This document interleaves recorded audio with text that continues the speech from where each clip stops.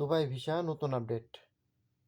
বন্ধুরা, যারা এই দুবাইতে আছেন, মানে বাংলাদেশি প্রবাসীরা যারা আছেন বর্তমান, শুধু দুবাই বলে নাই, অন্যান্য কান্ট্রি যারা আছেন, আপনারা দেখছেন কতটা মানে খারাপ পরিস্থিতির ভিতরে আছেন।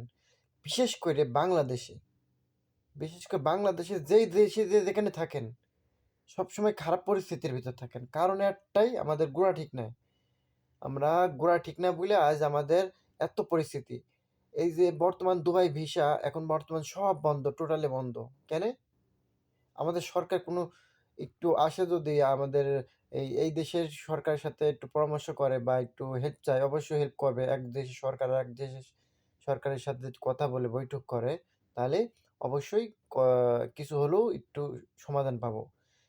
এমন কোনো ভিসা নাই যে খোলা আছে, সব ভিসা টোটালি বন্ধ, শুধু বাংলাদেশিদের জন্য। কি পাপ করছে বাংলাদেশিরা?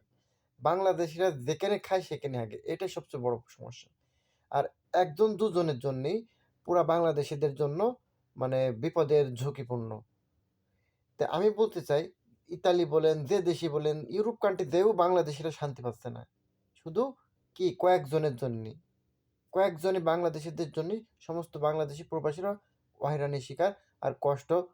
এই কষ্ট থেকে মুক্তি পাওয়ার জন্য শুধু একটাই উপায়, সেটা আমাদের বাংলাদেশ সরকার, বর্তমান সরকার, উনি যদি এই আপাতত এখন দুবাই যদি এসে যদি সরকারের সাথে পরামর্শ করে, তাহলে অবশ্যই হয়তো ভিসাটা খুলে দিতে পারে, মানে কিছু সাজেশনের ভিসা।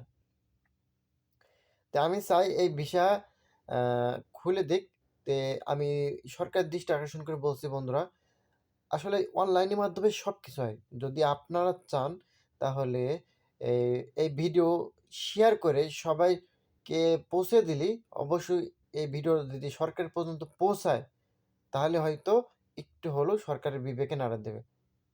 তো আমি চাই সবাই ভিডিওটা এমন পরিমাণ শেয়ার করুন যেন সবার কাছে যায়। আমি শেয়ার করতে বলি না আমার কোনো ভিডিওতে, শুধু এই ভিডিওতে বলছি শুধু একটাই কারণে, শুধু সরকারের উদ্দেশ্য কারণে।